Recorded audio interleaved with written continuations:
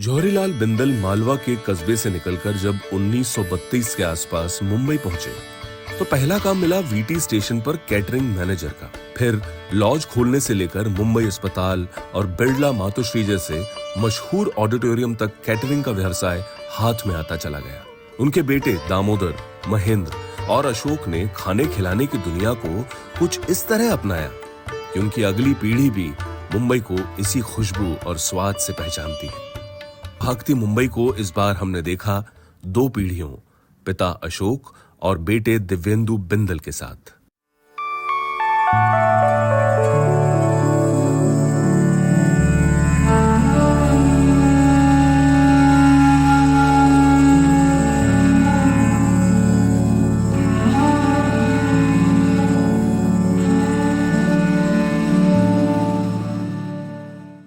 सड़कें धुलती हुई देखी हैं और गश्त लगाते हुए सिपाहियों को भी देखा है। तमाशे भी खूब देखे हैं, जैसे फायर प्रूफ कपड़ा। अच्छा। अब फायर प्रूफ कपड़ा कहाँ से हो सकता है? हाँ। तो जब समझने की कोशिश की तो ये मालूम पड़ा कि वो हल्का सा उस पर पेट्रोल डाल देते हैं। हाँ। और आग लगा देते थे। हाँ। और उसको फिर देखिए नहीं जला। लोगों को बेवकूफ़ बनाते हुए बहुत देखा। अच्छा, उसमें खरीदने वाले उन्हीं के लोग होते थे।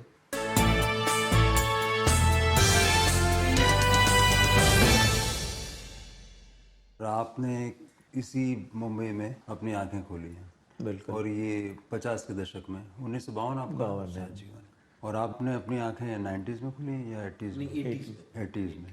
पूरा परिवार नीमच से है, बिलोंग करता है। हाँ, ये आज़ादी के आसपास आया, आज़ादी के बाद आया?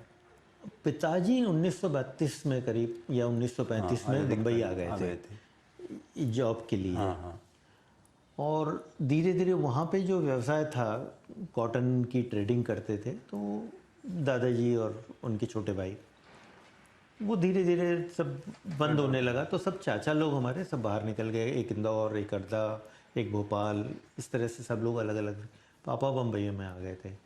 और अब मेरे से बड़े, मैं बम्बई पैदा हुआ हूँ और एक मेरी छोटी सिस्टर है वो वहाँ पे बम्बई पैदा हुई। इससे पहले 5 जो हमारे सिबलिंग्स हैं वो वहीं पैदा हुए हैं, नीमच में। ये बाद में एग्जैक्ट तो मैं नहीं बता सकता, लेकिन हाँ ये समझ लीजिए ना कि मैं पैदा हुआ उसके कुछ टाइम पहले इनका आना हुआ है यहाँ पे। तो आप दोनों की पीढ़ियों में जो अंतर है वो ये है कि आपने तो जो जनरेशन है आपकी वो उसी को देखा है जो बम्बई में बड़ी हुई है।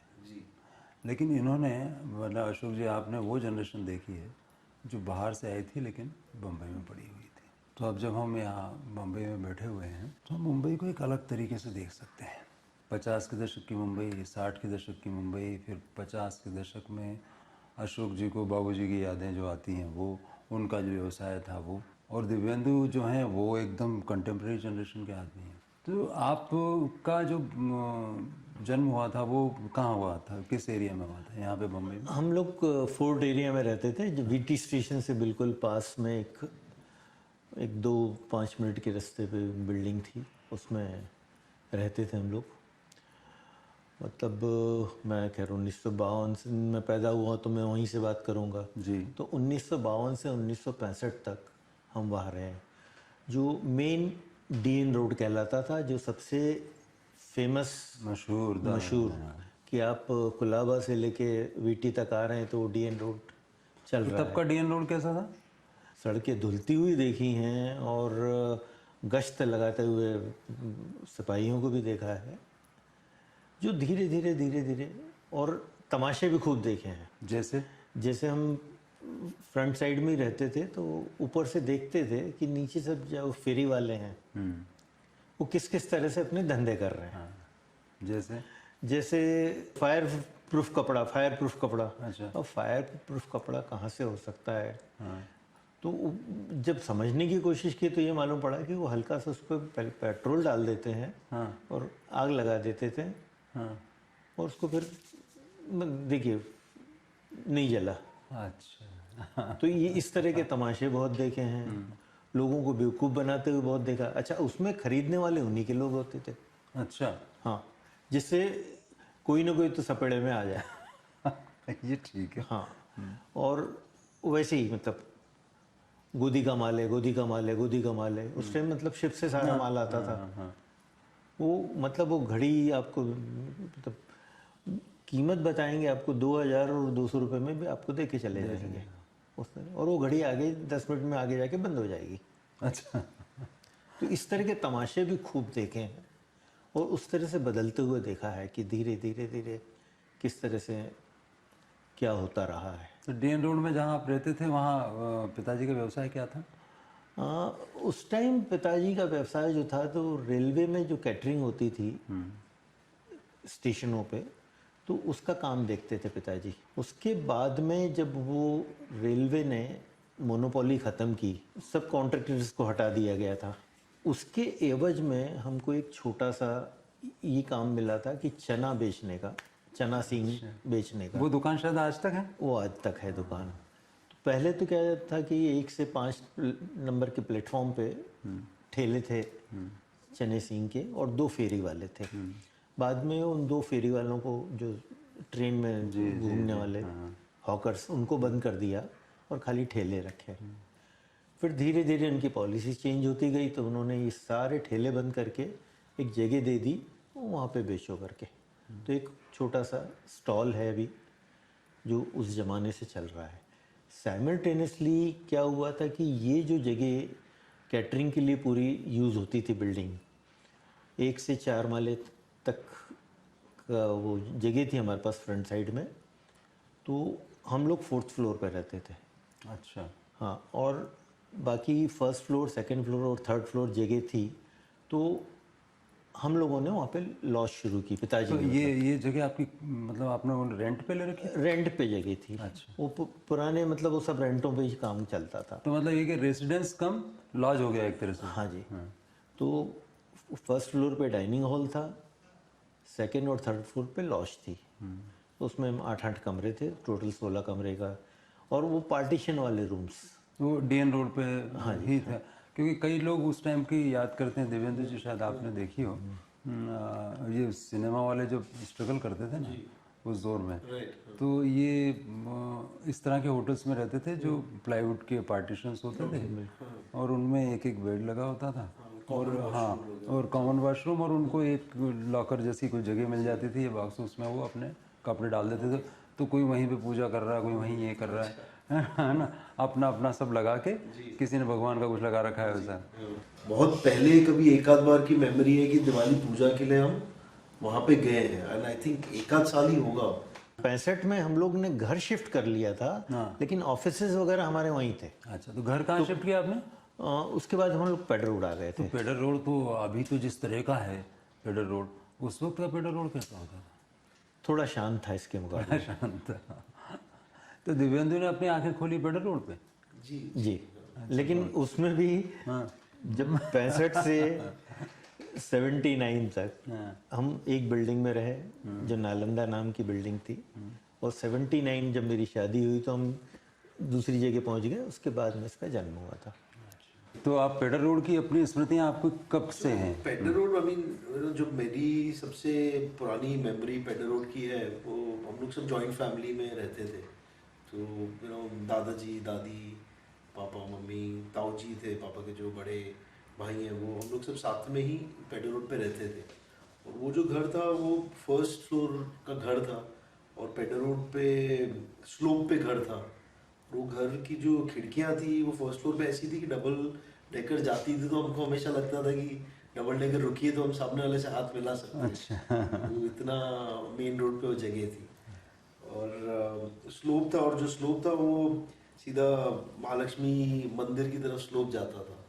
तो कई बार ऐसा होता था कि हम लोग टेरेस पे क्रिकेट खेलते थे, अगर गलती से बॉल नीचे गई तो बॉल सीधा महालक्ष्मी मंदिर जाते हैं।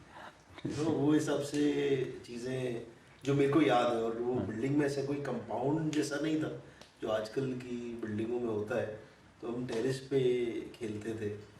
और जो मुझे याद है वो हम सब बच्चे लोग काफ़ी कज़न्स वगैरह और जितने भी थे उस टाइम पे घर भरा रहता था, तो कोई ना कोई आ रहा है। तो हमारे घर में ना एक रूम था जो खाली गेस्ट रूम था, वो कोई ना कोई वहाँ पे रहता ही था। तो कभी ना कभी कोई आ रहा है कुछ कर रहा है, तो हम सब बच्चे, इतने सारे बच्चे इकट्ठा हो जाते थे, तो संडे को हम सब ताऊजी को लेके जाते थे ब्रिज कैंडी, वहाँ से सामने ही रास्ता था ब्रिज कैंडी जाके, और उस टाइम पे स्नोमैन्स करके एक था, तो वहाँ पे पिज्ज़ा और ये सब चीज़ें जो नई नई सब उस टाइम पिज्जा आ गया था आपके ना? हाँ जी, आई थिंक हम लोग वो मतलब ओल्ड स्टाइल पिज्जा था, जो आप तो डेफिनेशन पिज्जा की। तो आपने तो पिज्जा जैसी कोई चीज देखी नहीं शुरुआत में? शुरुआत में नहीं देखी। हाँ, इनके टाइम तो आप उनके देख टाइम चुके हैं। तक तो हाँ। बिल्कुल। तो अलग अलग चीजें, और खाने का शौक तब से लेके अब अभी तक तक है। है। तो अलग अलग चीजें ट्राई करने का, अलग अलग चीजें होती थी, तो हम सब बच्चे इकट्ठा करके और किसी बड़े को पकड़ के कि भाई चलो भाई हमें ले चलो, अच्छा। तो ब्रिज कैंडी तक जाते थे, और वही आउटिंग का माहौल रहता था। घर पे भी कुछ ना कुछ कोई ना कोई आता रहता था, तो कुछ ना कुछ अलग चीज़ें होती रहती थी। तो आई थिंक वो जो एक बचपन की मेमोरी जो कजिन्स के साथ हमने बिताई है, और जो टाइम हमने इतना लोगों के साथ किया है, वो बहुत अलग है। आज जब कोई हमारे अभी आपके बच्चे को ये अवेलेबल है? मेरे बच्चों को मतलब कंपनी जो होती है, जो एक कजिन्स के साथ कंपनी होती है, वो कंपनी नहीं कभी उन्होंने देखी है। उन्होंने कभी घर में ऐसे किसी के साथ में लाइफ नहीं गुजारी है कि जो मैंने एक 10-12 साल जो मैं वहाँ पे रहा हूँ, और 10-12 साल जो हमने कजिन्स के साथ में और एक जॉइंट फैमिली में जो रहने का मज़ा आता है, वो कभी उन्होंने नहीं देखा है कि आपके घर में लोग आ रहे हैं और लिविंग रूम में गद्दे लग रहे हैं, और लिविंग रूम में 8-8, 10-10, 12-12 लोग सो रहे हैं, और सडनली अब बाहर निकलो और पता चल रहा है कि 10-12 डॉक्टर्स आए हुए हैं खाने पे, सबके लिए खाना बन रहा है। तो वो सब चीज़ें समथिंग जो मतलब आई डोंट थिंक कि जो हमने जनरेशन ने देखी है, वो ये नई वाली जनरेशन ने देखी है। मतलब आई ऑल्सो रिमेम्बर जो पहला कलर टीवी आया था, जो पहला कलर टीवी जब लेके आए थे, तो घर में एक ही टीवी था, और वो एक ही टीवी मतलब लेकिन अचीवमेंट, सेलिब्रेशन कि घर में टीवी आया है।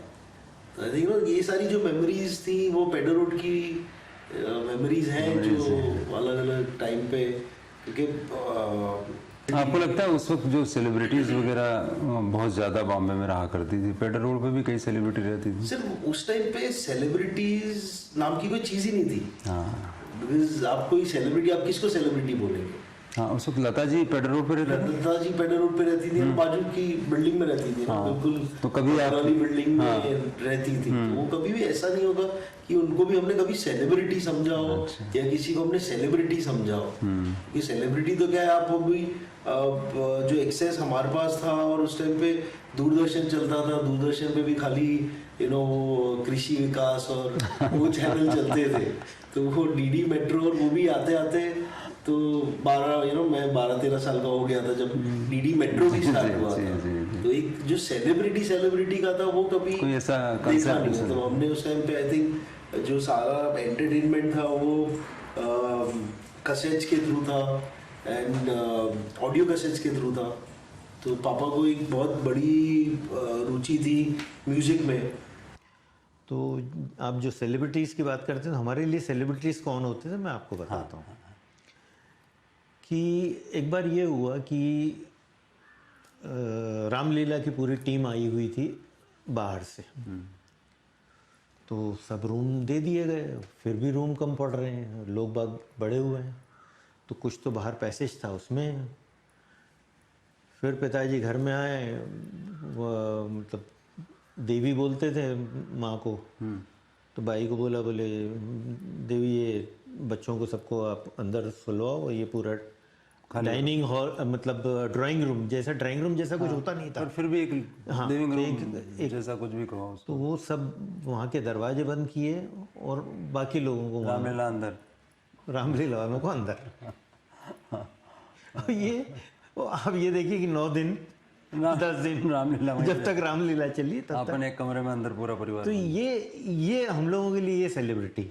और पुरुषोत्तम दास जी जलोटा जब सुरसिंगार संसद के एक प्रोग्राम अटेंड करने आए थे, तो उनको भी वहीं रुकवाया गया था। तो वो एक तो ये रहता था कि कोई वहाँ पे आता था, बहुत ज़्यादा कंफर्टेबिलिटी कुछ भी नहीं थी लॉज में, लेकिन उनको एक एटमॉस्फेयर ठीक लॉज लगता का था। नाम क्या था उस वक्त?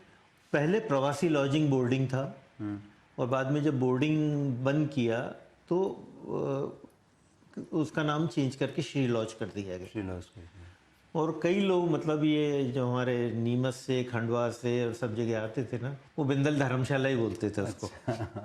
क्योंकि पिताजी का ठीक है भाई, आ रहे हैं, कोई रह रहे हो, मतलब हम घर में नहीं रुके हुए हैं तो वहाँ रुके हुए हैं, तो और ऊपर नीचे, और खाना तो फिर घर में ही खाना है, तो उस तरह से पूरा परिवार नीमच से है, बिलोंग करता है। आपको एक तो लेकिन जैसे उसकी स्मृति मेरे को आपने एक बार शेयर की थी, जहाँ लॉज में एक सज्जन आए थे जो आपको पढ़ाने लगे थे, बनने आए थे एक्टर। हाँ, वो किस्सा ये था कि मनोज कुमार सिंह नाम था उनका, वो पटना से आए थे और अंग्रेजी के प्रोफेसर थे।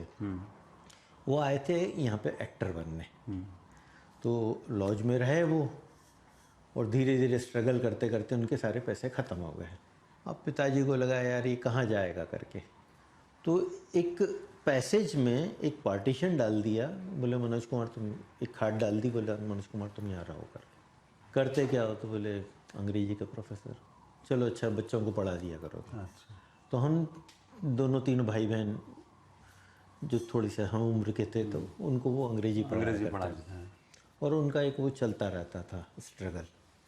लेकिन जब उनको ये लगा कि भाई ये सब कुछ नहीं हो सकेगा, तो फिर उन्होंने कुछ छोटे मोटे जो मतलब नौकरियां की है, और इस तरह से, और बरसों तक वहाँ से छोड़ने के बाद भी बरसों तक हमारे यहाँ आते जाते रहे। तो इस तरह के बहुत से मतलब जिसको बोलते हैं ना कि लोगों को जैसे वहाँ से पनाह भी मिली और ग्रो भी किया और अलग अलग जगह निकल भी गए। तो कैटरिंग का जो बिजनेस है, वो कैटरिंग का बिजनेस किस तरह से उन्होंने अपनाया? बॉम्बे हॉस्पिटल की कैंटीन, जो बिरला मातृश्री सभागृह की कैंटीन, बॉम्बे हॉस्पिटल नहीं, बिरला मातृश्री, और बॉम्बे हॉस्पिटल का ही वो यूनिट है, बिरला मातृश्री सभागृह, उसी का है, उसी का यूनिट है वो। तो वहाँ पे जो कैंटीन थी उसमें मतलब वो कैटर जो था वो चला गया था। इनके जो मेडिकल डायरेक्टर थे बॉम्बे हॉस्पिटल के, वो और पिताजी का अच्छा संबंध था, तो उन्होंने मतलब उनको बोले जौहरीलाल चलो तुम वो कैंटीन चालू। बोले साहब मैंने कभी ये कैंटीन चाहे यहाँ भी बेचते हो वहाँ भी बेचना है, इस करके उन्होंने, तो ये करीब 59 की बात है, 1959। बिरला मातृश्री सभागार का। हाँ, उस टाइम मतलब मैं तो 7 साल का था। अच्छा, उस टाइम प्रोग्राम मतलब वो महीने में एक आध बार हुए। पर फिर भी बिरला मातृश्री में सारे बड़े प्रोग्राम होते थे मेरे ख्याल से। सर ये हमने मतलब उसको ग्रो होते हुए जो देखा है, कि जैसे मैंने कहा कि स्टार्टिंग में तो 2-1 शो हो गए महीने के, तो बहुत बड़ी बात होती थी।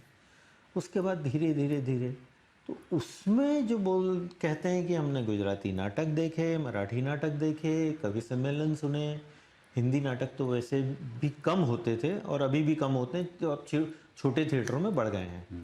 लेकिन सबसे बड़ी उपलब्धि जो है वो शास्त्रीय संगीत के जो कार्यक्रम होते थे, और वो शाम को 5 बजे से शुरू होकर सुबह 5 बजे तक चलते थे।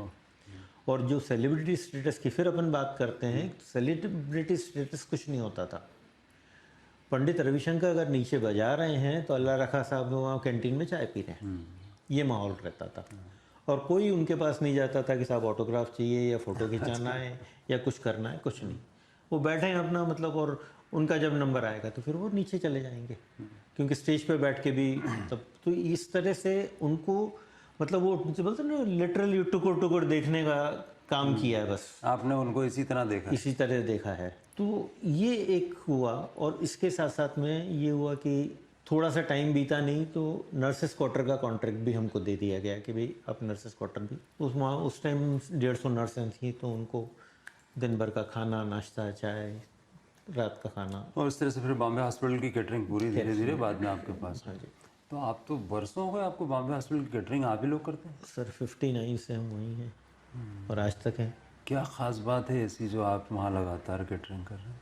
कंफर्टेबिलिटी है, जो उनको अस्पताल हमसे कंफर्टेबल है, हम उनसे कंफर्टेबल हैं। आपने तो उस कैटरिंग से आगे जाके काम किया है। आई बीन लकी कि एक सेटअप ऑलरेडी था, जो पापा ताऊजी वगैरह ने ऑलरेडी सब सेटअप किया था। उन्होंने फिर ऑन टोज जो रेस्टोरेंट है। हाँ, ये ऑनटोस कब शुरू किया? सर ऑन्टोज पापा ताऊजी और पापा ने ही स्टार्ट किया था। तो ताऊजी ने आई थिंक ऑन्टोज स्टार्ट किया था 1986 में। तो 86 में स्टार्ट किया था, मैं तो तब 6 साल का था। एंड वो जर्नी मतलब काफ़ी कुछ मैंने देखी है, यू नो जो मेरा भी ग्रोइंग ईयर्स थे और बाकी उस टाइम पे जो धीरे धीरे करके ग्रोथ हुई है तो वो मैंने देखी है। बट बाकी जब से मैंने काम स्टार्ट किया तब तो काफ़ी कुछ ऑन्टोज भी एक लेवल ब्रांड बन चुका पे था। ऑलरेडी बन चुका था, एक ऑलरेडी एक पोजीशन पे ऑन्टोज था जिसको लोग जानते थे, लोग करते थे।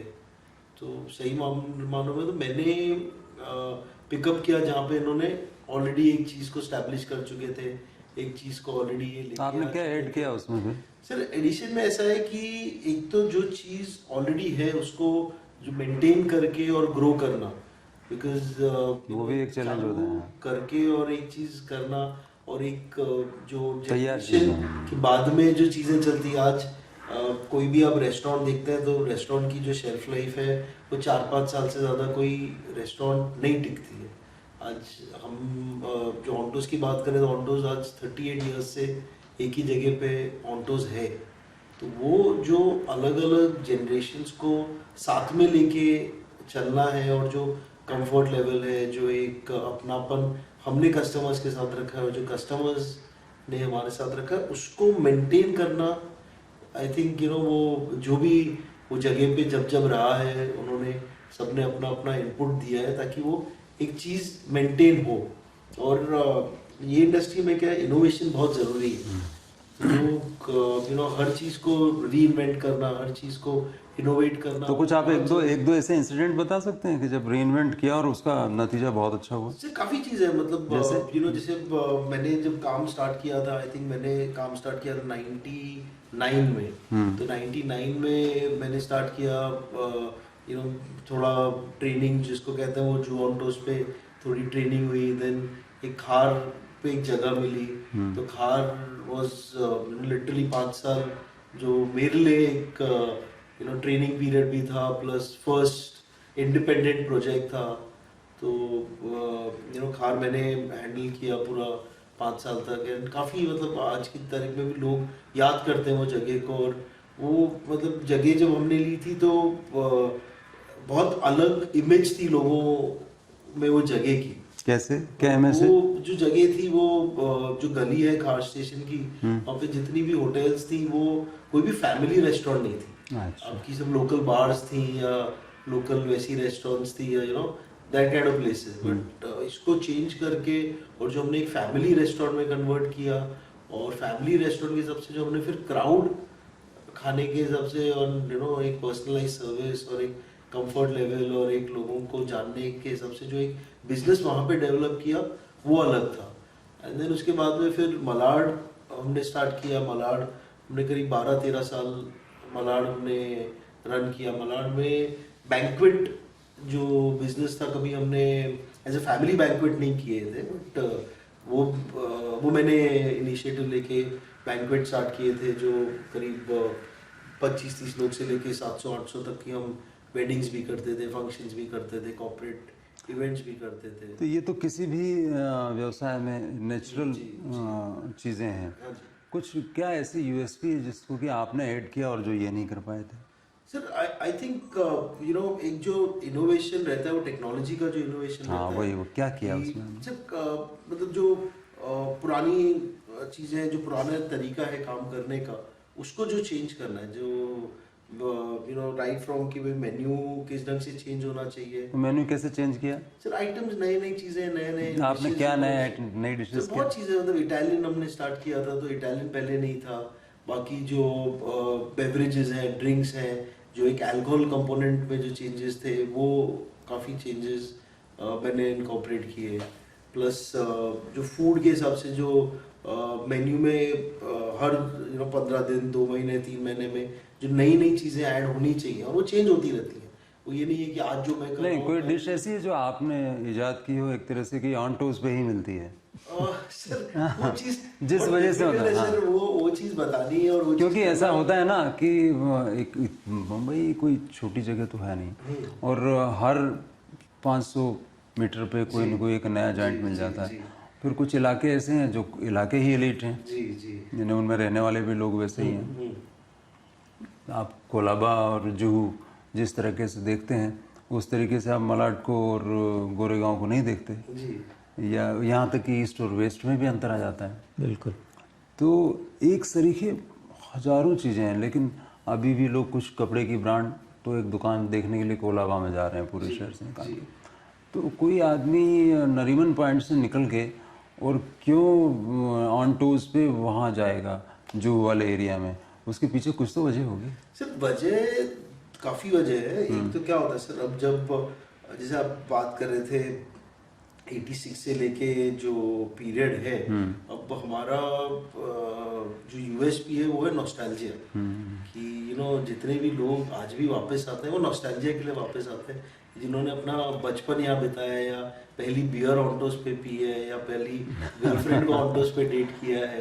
तो वो जो एक नॉस्टैल्जिया है वो एक बहुत बड़ा फैक्टर है। सी खाना आप लिकर कोई हम अलग या 10 रेस्टोरेंट में आप जाएंगे तो शायद लिकर आपको सेम किसी में कुछ भी, बिल्कुल उसमें लिकर में कुछ, बट एक जो खाने का एक जो कंफर्ट लेवल है, एक जो लोगों का भरोसा है कि हाँ ठीक है मैं ऑन्टोस जा रहा हूँ तो I will be taken care of, तो वो जो भरोसा है I think we continued that. वो उसमें मैं एक चीज़ ऐड करना चाहूँगा कि जो रेपुटेशन ऑन्टोस की है कि यंगस्टर्स आए हैं और माँ बाप को फिक्र रहती है, मालूम करेंगे कि कहाँ है। तो उस टाइम तो बहुत ज़्यादा मोबाइल भी नहीं शुरू हुए थे, किसी किसी के पास में रहता था, तो फ़ोन पे सिर्फ इतना बोलते थे कि हम लोग ऑन्टोस पे, तो वो निश्चिंत हो जाते थे कि चलो वो कंफर्ट लेवल। और मैं जैसे ये it was the main total हमारे बड़े भाई साहब दामोदर भाई साहब की बेबी कह सकते हैं आप ऑन्टोस, कि उन्होंने शुरू किया था। और शुरुआत में बहुत छोटी सी जगह थी, मतलब 330 स्क्वायर फीट, फिर धीरे धीरे जो भी बढ़ते गया। उस टाइम मैं भी मतलब भाई साहब को रिलीव करने के लिए बैठता था, मतलब और कोई मेरा वो नहीं, और मेरा खाली काम था रिलीव करने का। मेरी किचन में और इसमें किसी में दखलंदाजी नहीं थी। अचानक क्या होता है कि आज कोई बॉम्बे हॉस्पिटल में कोई आता है और यूँ आपको देखता है, आपको कहीं देखा है, मतलब तुम ऑन्टोस कितनी बार गए हो, अरे अंकल, और बिल्कुल मतलब तो वो रेपुटेशन मतलब एक बहुत बड़ी मतलब हम लोगों के लिए उपलब्धि। तो डॉक्टरों के बीच भी तो आपकी रेपुटेशन, डॉक्टरों के बीच तो सर हमने तो कमाया, डॉक्टर और एक्टर ही है।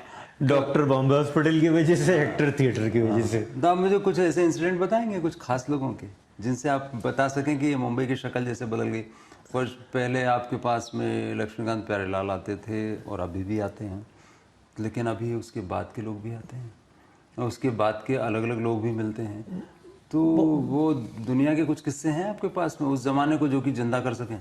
सर इसमें सबसे ज़्यादा जो हम लोगों के पास में आते थे वो गुजराती थिएटर के एक्टर्स आते थे जी, जो मतलब मेरे से काफ़ी उम्र में बड़े लोग थे, मेरे बड़े भाई साहब की उम्र के समझ लीजिए।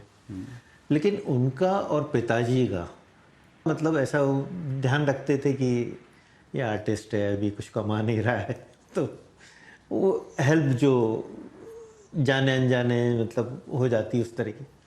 उनका बैठना बहुत लंबा कैंटीन में रहता था, मतलब वो करीब समझिए कि कॉफ़ी हाउस फाउंटेन पे था, वो बंद होता था तो ये यहाँ पे आके बैठते थे। और ये लोग सब अपने अपने अलग अलग काम करने वाले थे, मोस्टली बैंक में काम करते थे, तो बैंक से छूटे कॉफ़ी हाउस से छूटे तो बिरला कैंटीन में। तो इनसे इतना मतलब वो हो गया था कि एक देवर फैमिली टू अस। वैसे डॉक्टर्स मतलब आप ये देखिए कि अब आ रहे हैं सब।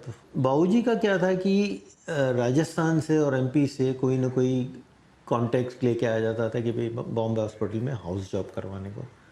तो मेडिकल डायरेक्टर जो थे बाबूजी का बहुत वो लिहाज करते थे। तो मतलब ये होता था कि जब अलॉटमेंट होता था डॉक्टरों का तो अरे बिंदल तेरा को तो कोई वो नहीं है, नहीं तो फिर तो बाद में बोलेगा अच्छा हाँ लटक साहब ये है करके। तो इस तरह से उनको हाउस जॉब दिलवाया करते थे। ये तो आप लोगों का स्वभाव है, जैसे ऐसा लगता है कि आप थ्रेड एक है जो चला है लोगों से मिलने का। लेकिन हम मुंबई को देखते हैं, आप तो मराठी माध्यम स्कूल में पढ़े? नहीं, मैं हिंदी मीडियम में ही पढ़ा हूँ। और आप? मैं इंग्लिश मीडियम में। इंग्लिश मीडियम में। आप कौन सा स्कूल था आपका? आर्य विद्या मंदिर। और आपका? Marwari commercial high school. अब दोनों अपने स्कूलों के बारे में बताइए आपस में बात करके। मैं ये कह सकता हूँ कि उस स्कूल की वजह से मैं जो आज हूँ और जिस वजह से मेरी एक लोगों में शायद पहचान बोलें या सादी सिंपल सी स्कूल, बहुत टिपिकल बेंचेस वगैरह, ये वो।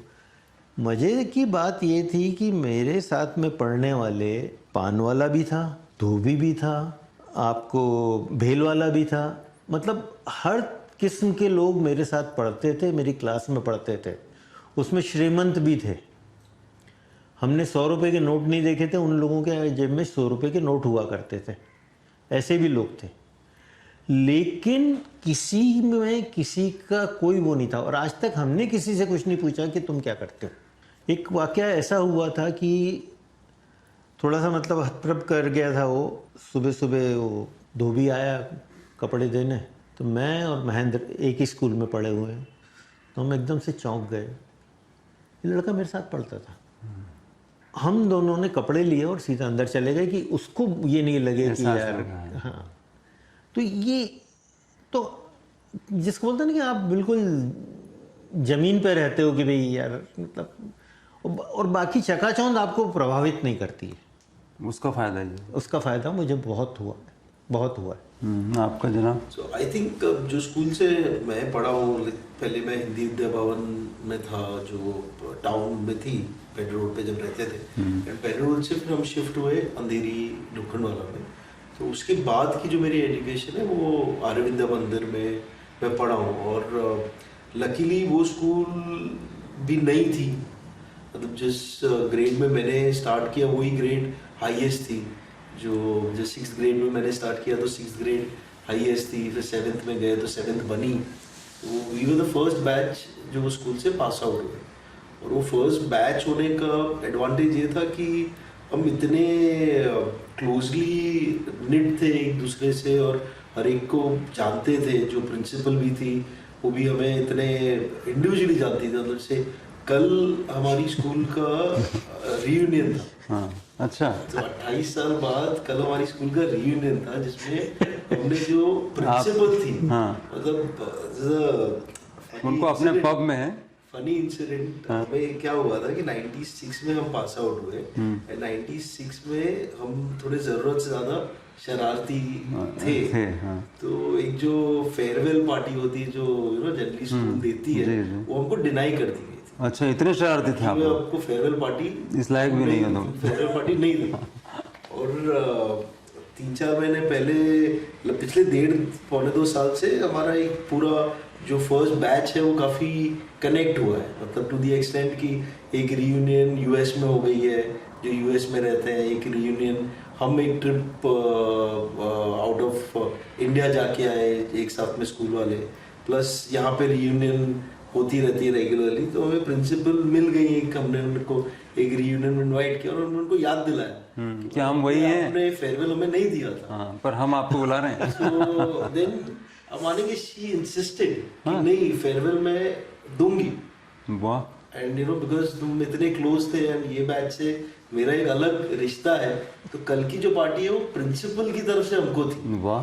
28 साल बाद हमें कल फेयरवेल पार्टी मिली है जो प्रिंसिपल ने, and we didn't want her to sponsor it, but she insisted कि नहीं ये मेरी तरफ से है, तुम खाली ऑर्गेनाइज करो, तुम सबको इकट्ठा करो और ये पार्टी हम कर। तो ऐसे तो मुंबई मतलब बदला नहीं है, दिल में तो उतनी ही चीज़ें वैसी की वैसी। सर ये टोटली खुद पर डिपेंड करता है कि आप किस तरह से चीज़ों को लेते हैं। क्योंकि मुंबई के बारे में एक राय है कि पहले वो सपनों का शहर हुआ करता था और थोड़े बहुत टूटे फूटे सपने यहाँ वहाँ बिखरे हुए मिलते थे और सुबह कुछ लोग उसको बुहार लगा के कोने पर रख देते थे।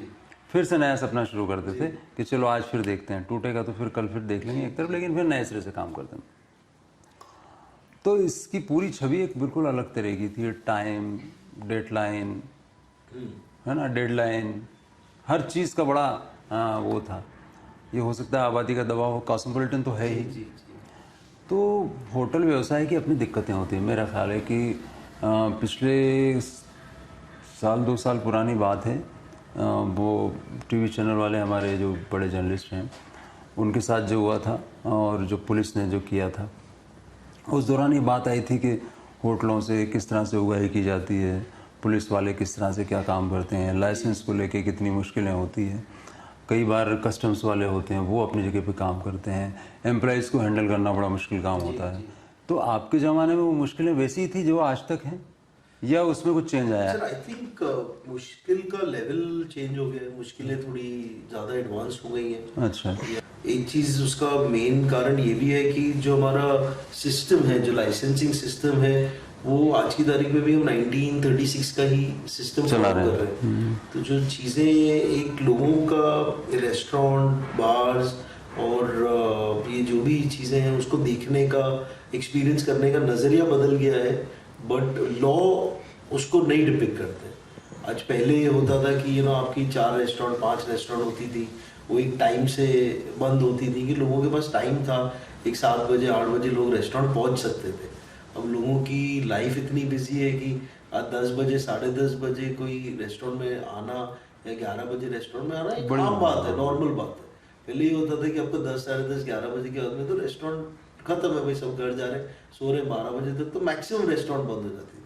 अब ऐसा पर फिर भी अशोक जी ये था ना कि मुंबई तो रात भर जागती है, तब भी था ये बात। नहीं, ये कहा जाता था मुंबई जागती है, लेकिन ये इतनी चहल पहल रेस्टोरेंट्स वगैरह में नहीं थी।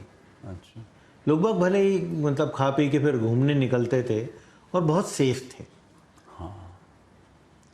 वो बहुत बड़ी बात है। और मैं ये कहूँगा कि आज भी बाकी किसी भी शहर से मुंबई बहुत सेफ है। तो क्या अभी भी आपको कुछ लिफाफे रखना ज़रूरी होते हैं? सर वो तो part and partial of the trade है सर, इसमें तो कोई उसमें क्या है कि आप कितने इलीगल काम कर रहे हैं उस पर डिपेंड करता है। नहीं, सवाल ये नहीं है, आप तो ये तो बड़ा बहुत अच्छा आपने कहा, लेकिन रंगदारी ईमानदारी के लिए नहीं आती है। नॉट रियली, मतलब इतना जो लोग सोचते हैं कि ये हैंड इन ग्लव है और आपको इनको पैसे देने पड़ते हैं, वो हकीकत में नहीं है। मतलब वो चीज़ ऐसी है कि अगर आप क्या होता है ना सर, लॉ इतना पुराना है कि आप लॉ को एक्सप्लॉइट अलग अलग तरीके से कर सकते हैं और एक पुलिस वाला लॉ को अलग अलग तरीके से इंटरप्रेट कर सकता है। अब जिसको अगर पुलिस वाले को पैसा आपसे कमाना है तो लॉ को अपने हिसाब से इंटरप्रेट करके आपसे फाइन भी वसूल हाँ, तो यही एक जनरल चीज़ है ना जो अशोक जी मैं आपसे कहना चाह रहा था कि आपके एम्प्लॉइज़ हैं वो कहाँ से आते हैं? एम्प्लॉइज़ भी बाहर से हैं। बाहर से वो भाई अधिकांश लोग माइग्रेंट होंगे जो यहाँ रहते हैं, और वो उनको हैंडल करना भी एक अपने आप में मुश्किल काम होता है। लेबर लॉज अलग काम करते हैं। सर वो तो है। आज की तारीख में सर रेस्टोरेंट इंडस्ट्री ऐसी हो गई कि आप किसी को भी पूछेंगे तो किसी को भी रेस्टोरेंट इंडस्ट्री में काम करने का इंटरेस्ट बहुत कम रहेंगे। अच्छा। मतलब मैं एक स्टडी पढ़ रहा था कि जो केटरिंग कॉलेजेस हैं वो केटरिंग कॉलेजेस खाली जा रहे हैं। Catering ऐसा है क्या अशोक जी? में लोग नहीं जा रहे हैं और उसका रीज़न ये है कि जो केटरिंग कॉलेजेस से बाहर निकल के जो बच्चे लोगों को जॉब में ये 5 स्टार्स और जिस तरह से एक्सप्लॉइट करते थे कि आपको 600 रुपये महीना, 800 रुपये महीना, 1500 रुपये महीने में अब से 12-12 घंटे काम करा रहे हैं, तो आज की तारीख में वो लोगों को वो इंटरेस्ट रही नहीं है। तो मतलब ये तो अगले 5-7 साल 8 साल में जो क्वालिटी आप सर्विस की देखते हैं या चीज़ें देखते हैं वो और डिटोरिएट होने बिकॉज है ही नहीं। लोगों को इंटरेस्ट ही नहीं रहे कि आज जो एक वेटर का काम कर रहा है या जो एक सर्विस बॉय का काम कर रहा है, वो काम में पैसा और जो चीज़ें मिलनी चाहिए वो नहीं मिल रही। और पैसे से ज़्यादा सर इंडस्ट्री में आज की तारीख में इज्जत नहीं मिलती। आप आज आप कोई भी चीज़ में आप जाओ, आज जो भी लोग हैं पढ़े लिखे भी हैं, अच्छे घर के भी हैं, वो कभी भी नहीं बोलेंगे कि भाई तुम जाओ रेस्टोरेंट में वेटर की नौकरी करो।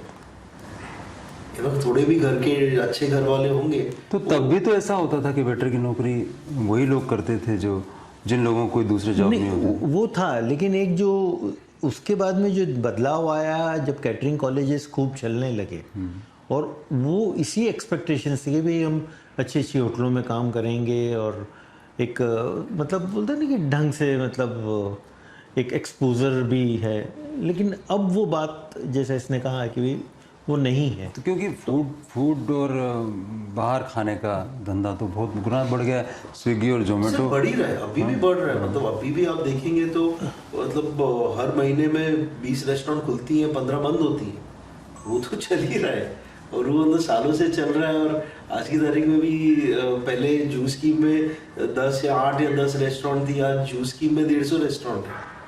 तो वो तो चीज़ें बढ़ी नहीं है। लोग जो बाहर खाते थे वो महीने में बढ़ एक रहा है ना? बार खाते हाँ, थे, हाँ। वो महीने में 6 तो बार आप खाते थे। धंधा तो फल फूल रहा है, नहीं फुल सर वो ग्रो कर ही रहा है। मतलब इंडस्ट्री में कोई वो नहीं कि इंडस्ट्री ग्रो, पर उसमें आने वाला उस तरह से नहीं है सर। सर थोड़ा जो लेबर और जो और क्या हो गया ना सर, पहले लोगों के पास अपने गांव में अपॉर्चुनिटी नहीं थी।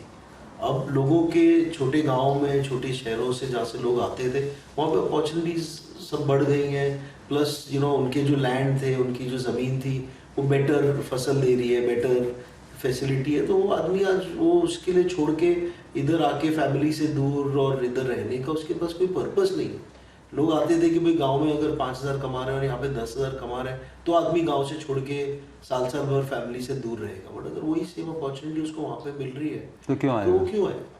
क्योंकि हम लोग पहले 2-3 तरीके से देखते थे सिनेमा की इंडस्ट्री जो बाहर से दिखाई देती है ना। हम आप लोगों के जरिए जानना चाहते हैं कि बॉम्बे दरअसल पहले जो दिखता था वैसा दिखता है कि नहीं दिखता, और अब क्या कुछ बदलाव आया है। पहले हम ये मानते थे कि बॉम्बे यानी माया नगरी, जहाँ पे बहुत सारा काम होता है, सिनेमा वाले लोग रहते हैं, सारे सपने पूरे होते हैं।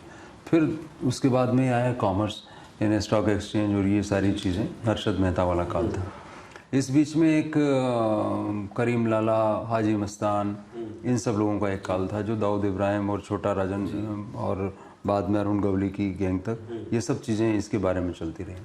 फिर शिवसेना का उभार बीच में हुआ, जिसके बारे में एक अलग तरीके से वो आप जहाँ बोर्ड देखते हैं कि नीचे मैक्स के साथ में आपको देवनागरी में मैक्स भी लिखा हुआ मिलेगा, वो साइन बोर्ड पे चाहिए। तो वो एक बड़क दौर आया। जब आप देख रहे हैं कि आपने आंखें खोली बम्बई में या इन्होंने आंखें खोली बम्बई में और बाद में मुंबई देखा उसको, बॉम्बे कहते थे उसको ना। अभी भी बॉम्बे हॉस्पिटल ही, मुंबई हॉस्पिटल तो है नहीं।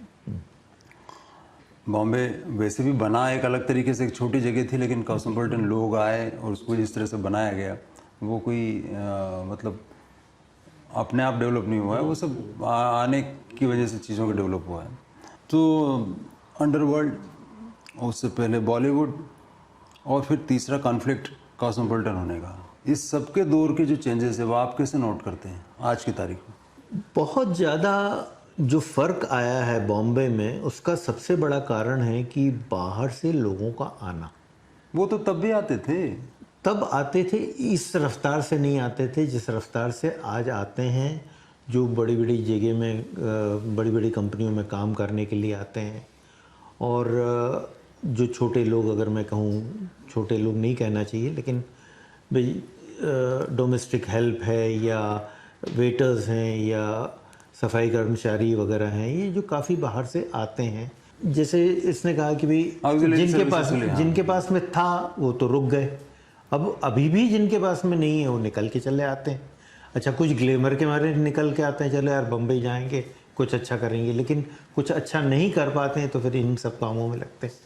तो इनका सामंजस्य उतना ढंग से नहीं बैठ पाता है, तो ये लोग आपस में न तो एकजुट हो पाते हैं, तो इसलिए सब वो थोड़ा सा हौच पौच बना रहता है। लेकिन जैसे अब बॉलीवुड भी तो डिसेंट्रलाइज हो रहा है। हाँ। उसका वर्किंग भी तो कॉर्पोरेट हो रहा है ना, चीज़ों का जो, और अंडरवर्ल्ड के साथ में जो रिलेशन थे वो भी सब चेंज हो गए ना।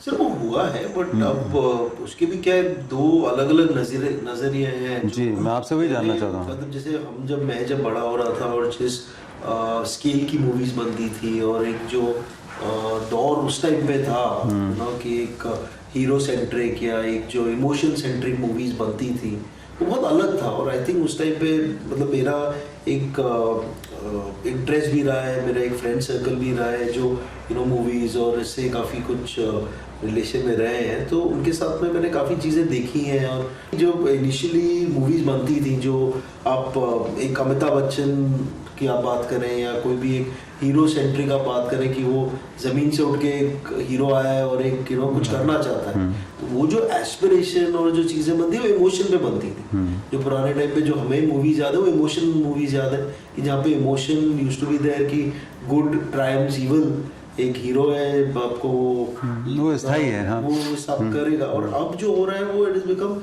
मोर ऑफ कमर्शियल, कि लोगों को आप क्या दिखाना चाहते हैं और लोगों को वो एक इंस्टाग्राम रील के जरिए आप कैसे बेच पाएंगे मूवी, वो चीज़ें चल रही है। तो जो ये कॉर्पोरेटाइज हुआ है वो it is not really that they are creating good content. अच्छा, मतलब ये अशोक जी जो मैं इनसे समझ रहा हूँ, शायद आप उसकी तस्दीक करें, कि पहले आर्ट का तो एक मतलब पैशन रहता था कि आर्ट तो करनी ही है, उसके लिए पैसा इकट्ठा करते थे, वो भले ही किसी तरीके से वो इकट्ठा कर करके बनाते थे। लेकिन अब ये है कि पैसा तो इनफ्लो है, लेकिन अब वो उसको कैसे बेच के मल्टीप्लाई किया जाए, इसके लिए आर्ट को क्रिएट किया जाता है ना। ये मेरे ख्याल से बिल्कुल आप ये कहना चाहते हैं, क्योंकि वो सिर्फ वो नहीं, मतलब जो सबसे जो कंटेंट क्रिएट होना चाहिए, जो चीज़ें होनी चाहिए, जो एक डायरेक्टर का जरिया है या जो डायरेक्टर का पॉइंट ऑफ व्यू है, वो that gets lost in translation, और वो lost that's because of society I think. और वो तो खाली बॉम्बे तो फिल्में देखता नहीं है, पूरा देश देखता है। पूरा देश देखता है, बट वो आप अब उसके ऊपर है ना सर कि आप क्या दिखा रहे हो। आज आप बेचना ही चाहते हो और आपका मकसद ये है कि बस आप मैं इस चीज़ से पैसा कमाना चाहता हूँ, तो आपका वो बनाने का जो सोच है वो बहुत अलग है। एक अशोक जी आपको ध्यान हो, अब आप तो सारे लोगों में, जैसे गुलजार साहब के साथ में भी आप जाते हैं या बाकी बड़े लोगों के साथ भी आपके ताल्लुकात रहे हैं, मतलब आप सोशल, आपका नेटवर्क बहुत बड़ा है, चौपाल में भी अलग अलग तरह के लोग आते हैं। तो अभी आप देखते हैं आपके आसपास जो लोग होते हैं, मैंने महसूस किया कि वो 50+ लोग हैं ज़्यादा। जी बिल्कुल, ज़्यादातर 50+ लोग हैं। कोई अंडर 30 लोग आपके पास नहीं होते, 2 या 3% होंगे बहुत मुश्किल से। तो ये वजह ये होती है कि हम ख्याल लोग इकट्ठा होने के लिए जगह बनाते हैं, बिल्कुल, बस इतनी सी बात है। तो आप एक घोंसला ढूंढते हैं, एस्केप ढूंढते हैं, एक कोना ढूंढते हैं अपनी ज़िंदगी का कि अच्छे लोग मिल जाएं। लेकिन अच्छे लोग यानी अच्छा बुरा कुछ होता नहीं है, हम ख्याल है ही अच्छा होता है, ये मान लेते हैं हम लोग। जो मेरे जैसा सोचता है वो अच्छा आदमी है, यही एक चीज़ है, अच्छा बुरा तो इसमें कोई है नहीं। तो आपके हम ख्याल किस तरह से इकट्ठे होते हैं जैसे इनके हम ख्याल इकट्ठा होते हैं? सर आई थिंक जो बेसिक पर्पस है वो हम ख्याल सेम ही है सर, उसमें कुछ बहुत तो कैसे इकट्ठा होते हैं? जैसे ये तो चौपाल करते हैं जी, और इनका महीने में इतने सारे लोग बुलाते हैं, कभी संगीत वाला बुला रहे हैं, कभी गाने वाला बुला रहे हैं, नाचने वाला बुला रहे हैं, एनजीओ वाला बुला रहे हैं, अच्छी अच्छी बातें करो, बढ़िया बढ़िया दुनिया बनाओ, अरे वाह क्या सपना है। आपके लोग कैसे होते हैं? सिर्फ मेरे तो क्या है, काम की वजह से कई लोग और काफी लोग हैं जो काम पे ही मिलते हैं, और तो इनका भी काम है, ये कोई बेकाम थोड़ी ये मुझे मिलते हैं ना, मैंने बोला ना डॉक्टर और एक्टर मिलते हैं मुझे। मेरा जो सोशलाइजिंग है वो ज्यादा करके मेरे काम पे रेस्टोरेंट और बार पे है, तो जो लोग मिलते हैं वो सब बार में ही मिलते हैं। बट जो वो सर्कल जो क्रिएट होता है वो इस ढंग से ही क्रिएट होता है। प्लस तो आप लोग क्या शेयर करते हैं? सर सब जो आप लोग शेयर करते हैं, फिर भी हम लोग, मैं आपसे इसलिए पूछ रहा हूँ, मतलब मेरा तो क्या जनरेशनल सवाल नहीं, ये तो सोच रहे हैं हम लोग पुराने सपनों में जाएं तो कैसा हो, और इसके लिए वो एस्केप ढूंढ रहे हैं और 2 घंटे बैठ के और उसको सुन रहे हैं तीसरे को। सर हमारा भी वैसे ही है, खाली हमारा वो 20 साल आगे है। अच्छा, तो आप हाँ, तो आप मुझे और 80s डिस्कस करते हैं, हम 80s to 2000 डिस्कस। तो आप कैसे डिस्कस करते हैं? जरा एक आध चीज बताइए जिसपे आपको अफसोस होता हो, जिसपे आपको मजा आता हो, सोचते हो यार ऐसा होता तो कितना अच्छा। सर मैं बोला कि अभी जैसे हम जब बड़े हो रहे थे, हमारी जनरेशन ने फर्स्ट जनरेशन थी जिसने केबल टीवी देखा है, कि केबल टीवी जो आया है वो केबल टीवी हमारे सामने आया है, और जो एक चैनल से मल्टीपल चैनल हुए हैं और जो सैटेलाइट हुआ है वो सब हमारे सामने आया है। जो इंटरनेट है वो इंटरनेट, हमने वो मोडेम वाला इंटरनेट देखा है कि जो डायल अप होता था और वो चीज़ें, तो वो जो एक चीज़ें हमने देखी है वो आई थिंक वो हमारे बाद वाली किसी जनरेशन को वो चीज़ का मतलब नहीं पता होगा कि जो घंटी बजती है और जब आप इंटरनेट पे हो तो कोई और घर वाला फ़ोन नहीं यूज़ कर सकता है। वो चीज़ें हमने देखी है कि इंटरनेट आप यूज़ कर रहे हो और तो इन्होंने तो ग्रामोफोन फ़ोन रखो, मेरे को फ़ोन करना है। तो वो चीज़ें जो है वो आई थिंक हमारी जनरेशन ने ही वो चीज़ें सब देखी हैं। तो आई थिंक ये जो मेरी जनरेशन है जो 80s और 90s वाली है उन्होंने मैक्सिमम चेंज हर चीज़ में देखा है। जो आप सिटी को बोल रहे हैं कि आप टेक्नोलॉजी को बोल रहे हैं कि आप मीडिया को बोल लीजिए या जो कंटेंट है, बिकॉज वो क्या है कि हम रिलेट कर पाते हैं दोनों कंटेंट से। कि जब हम बड़े हो रहे थे तो हम वो देख रहे थे जो ये लोग देख रहे थे, अब हम बड़े होने के बाद में वो देख रहे हैं जो हमारे बच्चे भी देख रहे हैं। तो आपको स्मृति है इसकी? आपको तो होगी और इनको भी होगी, जो बम विस्फोट हुए थे। जी जी मैं उसकी बात कर रहा हूँ 26/11 की शायद। हाँ हम लोग घर बैठे थे, मैं ये फ़ोन आया मेरे भांजे का, मामा मेरे को गोली लगी है। बोले क्या बात कर रहा भाई, क्या हो गया? बोले नहीं यहाँ पे वीटी पे दंगे हो रहे हैं, गोली लगी है मुझे। बोला मुकेश तू एक काम कर, तू सीधा टैक्सी पकड़ और बॉम्बे अस्पताल पहुँच, मैं डॉक्टर को फ़ोन करता हूँ। उस लड़के की हिम्मत देखिए कि वो टैक्सी में बैठा और रास्ते पे सब जगह सब कुछ क्योस था। वो निकला और फॉर्चुनेटली जिन 2 डॉक्टरों को मैंने फ़ोन किया वो वहाँ पे मिले तुरंत, और तुरंत उसको ले गए ऑपरेशन थिएटर में, ऑपरेशन करके इसकी गोली निकाली। अब हम अंधेरी से निकले हैं, मैं ये और एक मुकेश का दोस्त, हम लोग टैक्सी से जा रहे हैं sir. Santacruz airport, domestic airport के सामने एक टैक्सी हमारे सामने जली, उसमें बम विस्फोट। फिर वो पता चला कि वही टैक्सी थी जिसमें कुछ एक्सप्लोजिव जो ये लोग ले जा रहे थे और निकल रहे थे, और वो टैक्सी उधर ही ब्लास्ट हुई। और वो हम जा रहे हैं, रेयर व्यू मिरर में से दिख रही है जलती, बिल्कुल फिल्मों वाला हो गया लिटरली। और हम पहुंचे हैं हॉस्पिटल मतलब हम अंदर घुसे और एम्बुलेंसेस उससे पहले सर, उससे पहले ये कि हम पहुंच रहे हैं और फ़ोन पे फ़ोन, तुम लोग वापस आओ, तुम लोग वापस आओ, ये क्या लगा रखा है तुम लोगों ने, कि बेवकूफ़ हो गया तुम। अब हम सोच रहे हैं कि हम मरीन लाइन्स तक तो आ गए, बम्बई अस्पताल कितनी दूर है? सर हम मरीन लाइन स्टेशन क्रॉस किया है, हमको बुलेट की आवाज़ें आ रही हैं, मतलब बेशुमार, मतलब उस तरह से। मतलब हम पहुंचे हैं सर, एंड वो मतलब जो रात थी हम पहुंचे हैं हॉस्पिटल, एंड हॉस्पिटल में मतलब पूरा सिचुएशन हेवायर थी कि खाली बॉडीज आ रही हैं, एंड वो ऐसे लिटरली वो आ रही हैं और डंप करते जा रहे हैं। एंड जो डॉक्टर्स भी थे वो खाली चेक करेंगे ब्लीडिंग हो रही है कि नहीं। आपको गोली लगी है ठीक है, बट ब्लीडिंग हो रही है तो मैं आपको पहले देखता हूँ। अगर ब्लीडिंग नहीं हो रही है, गोली लगी ठीक है, बाद में आपको मैं देख सकता हूँ। मतलब वो हालत में जगह प्रायोरिटी तय करना पड़ रही थी, जगह नहीं है, बेड्स पड़े हुए हैं लोग। और इसमें क्या हो रहा है कि एक जो बीमार है या जिनको लगी है वो अलग, बट उनके साथ वाले जो उनको लेके आए और उनको संभालना और उनको पैसिफाई करना वो एक अलग चीज़ हो रही है। और किसी को नहीं पता था कि कितने क्या लेवल पे हो रहा है। अब आप ऊपर 12th फ्लोर से हमको ताज में फायर दिख रही है कि रात को फायर दिख रही है, ये साइड में मेट्रो दिख रहे हैं तो मेट्रो पे वो शूट आउट दिख रहा है कि गोलियां, पुलिस का बैरिकेशन है और वो लोग भाग रहे हैं और गोलियां की आवाज़ें आ रही हैं, तो वो सारी चीज़ें चल रही हैं। अच्छा, इतना स्टाफ मतलब आपके पास अभी people are not prepared for this kind of a calamity. तो हम जो मेरे कज़न जिनकी बात कर रहे हैं पापा, उनकी जो एक्सरे प्लेट है वो हम लेके भाग रहे हैं कि भाई ये एक्सरे है, ये एक्सरे निकल रहा है एक विंग में और एक्सरे देखा दूसरी विंग में जा रहा है, तो हम दूसरी विंग से ये विंग में डॉक्टर को दिखा रहे हैं, भाई ये देखो यार ये किधर, तो वो कोई बच्चा मतलब वो लिटरली वो चेक करेंगे 2 निकाली है, एक और बची है कि नहीं बची है, क्या हो रहा है, और उस ढंग से चीज़ें चल रही। एंड वो पूरा मतलब ताज दिख रहा है हमको। एंड इट वाज हम मतलब रात को फिर स्टाफ को उठा रहे हैं, सैंडविच बना के डॉक्टरों को और जो लोग हैं उनको सैंडविच बांट रहे हैं कि भाई काफ़ी उनके लिए भी मेंटल स्ट्रेस हो जाता है, जो डॉक्टर्स हैं उनके लिए काफ़ी अलग अलग। उससे आप लोग उभरे कैसे उस सीन से?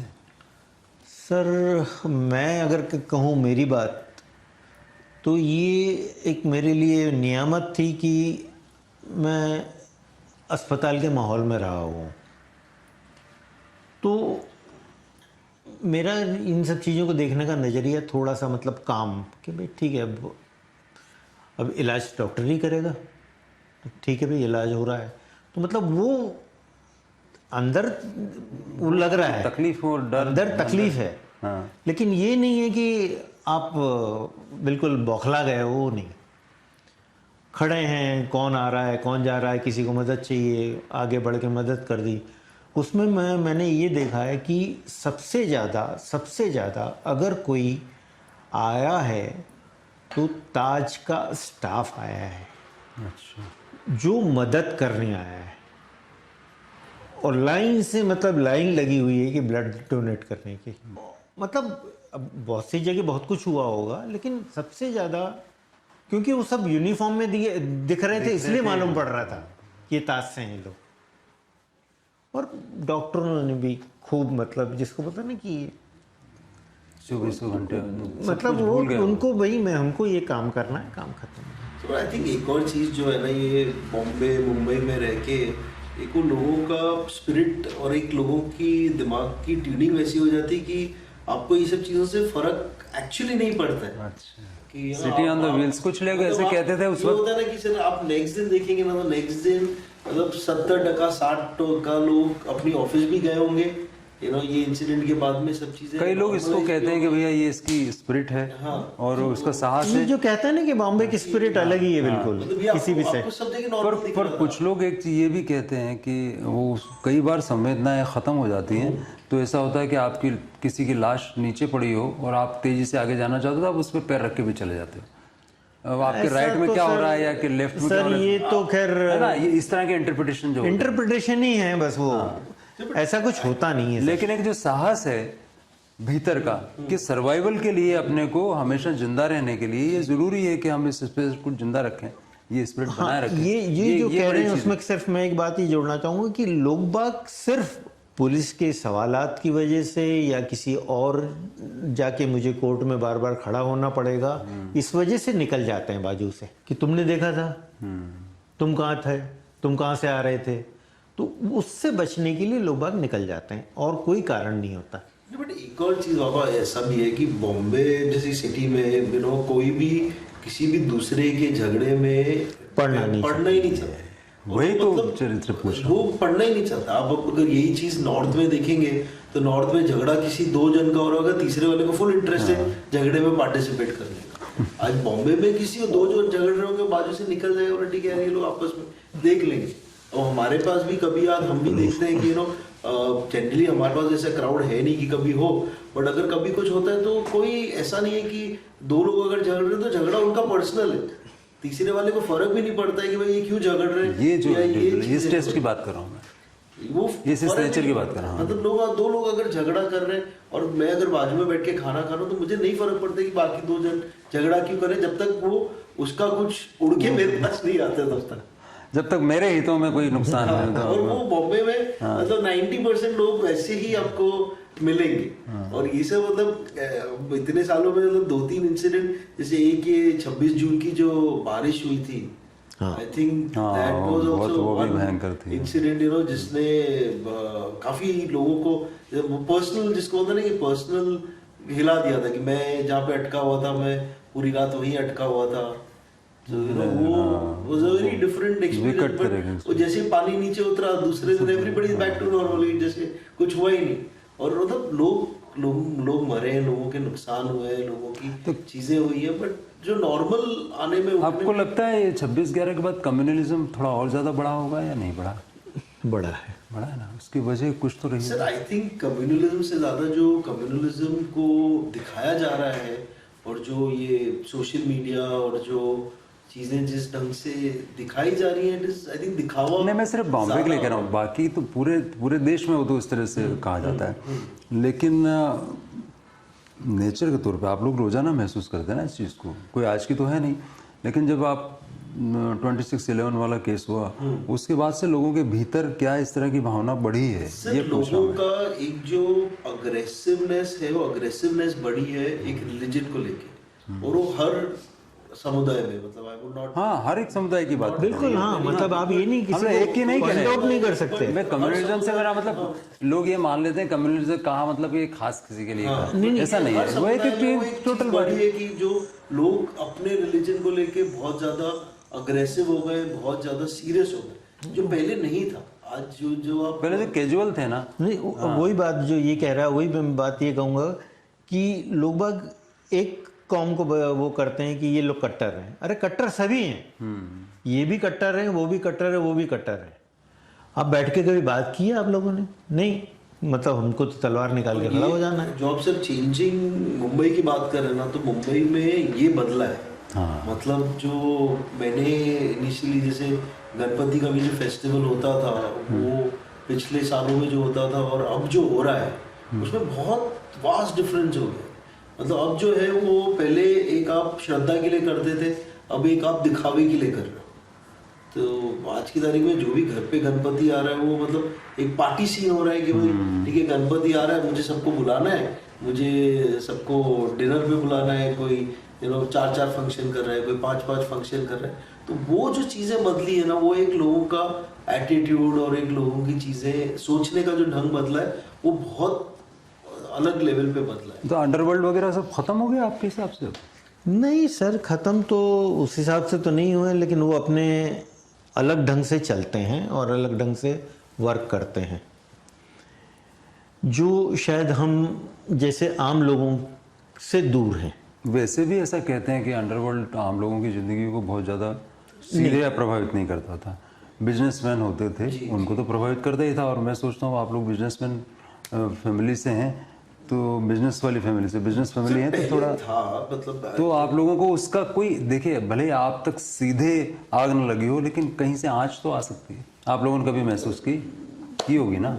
अब वो आँच आपको कम लगती है क्या? सर बहुत कम है। पहले जो था लोगों का एक जो डर था और जो चीज़ें थी वो इतनी नहीं है। मतलब एक जो जिसको कहते हैं ना इरेटिक, कभी भी कुछ भी हो सकता है, वो बॉम्बे में कभी हमने महसूस नहीं। तुमने दादी से कभी भजन सुने और आपने अपनी दादी से सुने थे? अनफॉर्चुनेटली नहीं, क्योंकि हम बम्बई आ गए थे। कौन बुजुर्ग है जिसकी किस्सा या कहानी आपको याद आती है कि कोई किस्सा इतना सा जो जिसने कि आपको लाइफ में हाँ, मैं मतलब इम्प्रेशन छोड़ रखा हो? मेरे पिताजी की चाची, मतलब मैं ये कहूँगा कि सबसे ज़्यादा उम्र उन्होंने पाई है हमारे उसमें। स्कूल में जब छुट्टियाँ होती थी तो एक था कि भाई चाचा के यहाँ इंदौर चले गए या भोपाल चले गए। मैं नीमच जाता था। अब नीमच में उस घर में काकी के अलावा, हम लोग काकी बोलते थे, तो काकी के अलावा कोई नहीं, काकी और मैं। और मुझे कोई फ़र्क नहीं पड़ता था और मैं कोई उतना बातूनी था भी नहीं कि भाई जो मैं काकी से बात करूं या काकी मुझसे कोई बात करे। लेकिन एक कंफर्ट लेवल कुछ अजीब सा रहता था मेरे साथ में। और वहाँ पे जब आपकी नींदें जल्दी खुल जाती हैं, क्योंकि सो रहा हूँ, उठ भी गया हूँ, सो बस लेटा हुआ हूँ। काकी का जो रहता था रवैया, भाजी वाला आया, अरे तू भिंडी लाजे रे, छोरो आयो तो भिंडी खा से। मेरे को ये लगता था यार, मैं वो बोलते हैं कि बचपन का वो रहता था कि कंपेयर करता था, यार इधर मैं जिनके साथ में हमेशा रहता हूँ इनको इतना ध्यान नहीं रहता है जितना काकी को ध्यान है। काकी के पास मैं कितने सालों बाद आया हूँ और काकी को ये है कि इसको क्या क्या पसंद है और क्या क्या खाए। और मुझे किसी के यहाँ जाना पसंद नहीं था, पूरे कुटुंब मतलब ग्रुप था। पर काकी के पास आप जाते थे? नहीं मतलब उस गांव में भी जैसे काकी के पास भी गया हूँ तो लोगों को लगता है कि भाई अशोक आया तो भाई खाना खाने बुला ले, खाना खाने के बुला ले। मैं नहीं जाती, मुझे नहीं पसंद था। लेकिन मैं उनको तो कैसे बोल दूँ, आप काकी को बोलो ना। काकी फटाक से मना कर दी, नहीं मैं कब करूँगी छोरा का। सिर्फ मेरे मामा के यहाँ पे जाने की मेरे को परमिशन थी और उस पर भी मामा को ये हिदायत दी जाती थी, शाम को छोरा ने लेके आ जाइयो, वहाँ नहीं रहेगा। मतलब वो जो था ना कि आपका दादी जी वाला जो है, आप कौन सा भजन याद आता है कुछ? या कोई गीत याद आता है?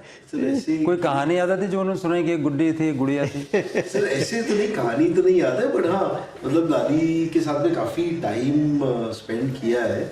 और मतलब मैंने तो वो उस पर जैसे पापा जो चाचा जी इंदौर वगैरह के हैं, तो मैंने तो वो भी सब चीज़ें देखिए कई शादियों में मेरे को भेज देते थे कि यार ये इसकी शादी है, तो मैं जानता नहीं किसकी शादी है, वो ठीक है चला जाओ, हमारा रिप्रेजेंटेटिव चला जाओ। चले जाओ। तो वो ढंग से मैं कई कई लोगों के साथ में, और उस टाइम पे तो क्या था कि जॉइंट फैमिली का एक वो इंटरेस्ट था कि आप किसी का भी हाथ पकड़ के चले जाओ, यार ताऊ जी जा रहे हैं, जाओ ताऊ जी के साथ। तो अभी जो आप ये तो आप मानेंगे कि आप ट्रांसलेशन भी करते हैं, आपको लिटरेचर में मज़ा आता है, तो आपको सबसे अच्छा ट्रांसलेशन जो याद आता है वो अंतस के परिजन है। बिल्कुल। मैत्र जीवाचे मराठी के जो है ना, तो यहाँ की भाषा के साथ आपका एक गहरा संबंध रहा। तो वो जो डॉक्टर्स के अनुभव हैं आपने पढ़े हैं? जी मैंने पढ़ा। आप कितना रिलेट करते हैं उनसे? सर मैं रिलेट तो जनरली नहीं कर पाता हूँ, मतलब I can relate the emotion, not the accident और the incident, but I can relate to the emotion. भाई एक जो आदमी को वो चीज़ उस सिचुएशन में आदमी क्या फील करता है, मैं वो रिलेशन से रिलेट कर पाता हूँ कि भाई हाँ अगर ये चीज़ में मैं होता तो शायद इस ढंग से फील करता, बट बाकी उसको प्रैक्टिकली मैं रिलेट नहीं कर पाऊंगा बिकॉज मैं उस सिचुएशन में नहीं रहा। आपको क्या कहना है? इमोशन में रिलेट कर पाता हूँ। मेरा ट्रांसलेशन बिल्कुल उस वजह से हुआ है कि मुझे वो एटमॉस्फेयर मिला है कि हमने पिताजी के वक्त से देखा है कि लोग बाग किस तरह से आते थे, कैसी तकलीफ़ों में आते थे, और उनको सिर्फ ये बता दो, वो बोले कि साहब एक्सरे डिपार्टमेंट कहाँ है, हम बोलेंगे यहाँ से जाना और राइट में चले जाना। सर उनके चेहरे पे जो सुकून होता था ना कि किसी ने उनको रास्ता बता दिया, वही सबसे बड़ा होता है, वही बहुत बड़ी बात होती थी। तो ये सब देखा हुआ है कि भाई किसको क्या तकलीफ़ है, किसको क्या तकलीफ़ है। तो वो पूरा का पूरा ऐसा मुझे लगा कि मैं इन सब को मतलब जाने अनजाने में इनसे गुजरा हुआ हूँ। तो वो ट्रांसलेशन करने में मुझे उसने बहुत मदद की है। शायद मैं ट्रांसलेशन उतना शायद नहीं भी कर पाता, शायद उतना अच्छा नहीं कर पाता अगर मैं वो वहाँ पे नहीं होता, मुझे ये लगता है। आप दोनों अगर बम्बई को कुछ कहो तो कैसे संबोधित करके कहो? बम्बई के नाम कुछ लाइनें बोलना चाहो तो क्या लाइन बोलो? बम्बई को कुछ संबोधित कर, एड्रेस करना हो बम्बई को, तो कैसे करोगे? सर आई थिंक बॉम्बे को थोड़ा रुक के देखना चाहिए कि क्या हो रहा है। बॉम्बे जिस स्पीड से भाग रही है तो थोड़ा रुक के देखो भाई, थोड़ा रुको, पीछे रेयर व्यू मिरर में भी आप देखो कि क्या हो रहा है, क्या पीछे छूट रहा है और क्या आगे है। और शायद जिस चीज़ के लिए आप भाग रहे हो वो चीज़ शायद ऑलरेडी है। अब वो एक होता है ना कि आप डायरेक्शनलेस भागते जा रहे हो, तो वो चीज़ को एक थोड़ा सा आई थिंक बॉम्बे को जीना ज़रूरी है, रादर देन खाली बॉम्बे में रह के भागना ज़रूरी है। क्या सर, आप क्या कैसे एड्रेस करेंगे उसको? आप सीधे एड्रेस कीजिए, बॉम्बे तू ऐसा कर। बॉम्बे तो ठहर के चल। चलिए, ये हमेशा आज से मुझे लगता है कि सन 70 में भी लोग कहते थे कि बॉम्बे सिटी ऑन व्हील से तू थोड़ी धीमे चल। ऐसा है कि हर वक्त में हर आदमी कहता है तू थोड़ा धीमे चल, क्योंकि उसे अगला वक्त अपने से तेज लगता है। बिल्कुल। हम लोग बैलगाड़ी के वक्त में थे तो उसको कहते हैं कि यार बहुत तेज़ है, पैदल वालों से पैदल चली जा रही है। फिर रेलगाड़ी आई, अब हम दुरंतो के बाद में उससे आगे जा चुके हैं ना, उससे आगे वाली ट्रेन आ गई हैं। तो हर बार ऐसा लगता है कि सामने वाला तेज़ भाग रहा है, लेकिन फिर भी किसी शाम को आप समंदर के किनारे बैठते हैं? अब तो नहीं बैठते, पहले बैठे हैं। आप बैठते थे? सर मैं मतलब वैसे तो नहीं, बट जनरली समुद्र का किनारा क्या बम्बई के बाहर वाला समुद्र का किनारा ज़्यादा अच्छा लगता है। जो भी हो, लेकिन अगर आपने सूरज को देखा, जैसे आप सूरज को सुबह सुबह देखते रहते हैं और फोटो बनाते रहते हैं, कभी कभी ये होता है कि हम तस्वीरें जब लेते हैं तो आदमी गायब हो जाता है, जब सूरज को खींचते हैं तो सूरज गायब हो जाता है। ज़िंदगी तस्वीरों की बजाय ज़िंदगी होती है। बिल्कुल। तो कभी आपने सूरज को सच में देखा है तो आपको कैसा लगा? अद्भुत। और आपने देखा है? जी। पिछली बार कब देखा? देखा मैंने सूरज को तो। कब देखा था? कल शाम को ही मैं डूबते जा हुए? रहा था, डूबता हुआ सूरज देखा कल शाम को ही। तो कैसा लगा आपको? नहीं, बहुत अच्छा लगा सर। कुछ देर रुके? सर मैं मतलब ऐसे रुका नहीं, बट हाँ काफी देर तक मैं और सूरज साथ साथ में चल रहे थे। सफर कर रहे सफर कर रहे थे, तो हाँ, peaceful ऐसे ऐसा कहते हैं ना, वो अपने एक बंगाली कवि हैं गुलजार साहब ने उनकी लाइनें बताई थी, गोश गोश के बाश, ऐसा करके वो सूरज डूब जाता है। एक ध्वनि होती है जो आपके भीतर महसूस होती है, जो समंदर के भीतर, ऐसे जैसे वो आज पहले तो आपको वहाँ दिख रहा होता है, धीरे धीरे धीरे धीरे ऐसे आता है, अचानक गया तो थे गोश गोश गबाश गया। चलिए, तो मुझे लगता है कि आप रोज़ एक नया सूरज बनाते हैं। जी ये अपने बनाए हुए सूरज को देखते रहते हैं, ये आपके बनाए हुए सूरज को भी देखते होंगे। तो आप दोनों की दृष्टि से हमने थोड़ा बहुत बॉम्बे को देखा है, हालांकि बहुत बड़ा बॉम्बे है जिसको आपने छोड़ दिया होगा, मगर आपकी नज़र से हम जितना देख पाए, अगला कोई एक मौका आएगा तो फिर देखेंगे। बिल्कुल। तो आप दोनों को अगली पीढ़ियों के लिए बहुत बहुत शुभकामनाएं। और आप दोनों अगर गले मिल सकते हो अरे